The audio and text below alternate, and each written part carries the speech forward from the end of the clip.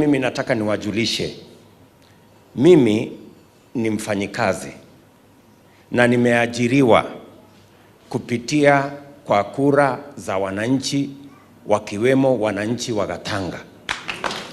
Wakati walienda kutafuta kupiga kura, kulikuwa na picha na jina ya rais na kulikuwa na jina ya mwingine hapo anaitwa William Ruto.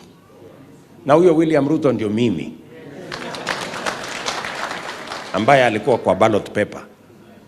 Na kwa hivyo kama mtu anaenda kufanya kazi ile ameajiriwa na wadosi wake, tafadhali munipatie tu nafasi hiyo nifanye hii kazi, kwa sababu hawa ndio wadosi wangu, wamepiga kura na niko na sababu ya kuwafanyia kazi.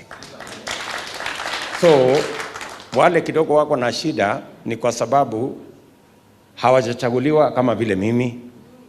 Na muliona pale wakati rais wetu aliapishwa kuwa rais, na mimi pia nilikuwa hapo. Baada ya kuapishwa rais, nikaitwa hata mimi, nikaambiwa wewe kuja hapa, chukua Biblia na useme utasaidia rais. Simulisikia nikisema hivyo? Mtu alishakula kiapo, utamzuia afanye kazi ile alikula kiapo afanye kazi. So hiyo kazi ndio mimi nakujia kila sehemu ya Kenya, kwa sababu mumetupatia wajibu wa kusukuma mambo ya taifa letu ipande juu.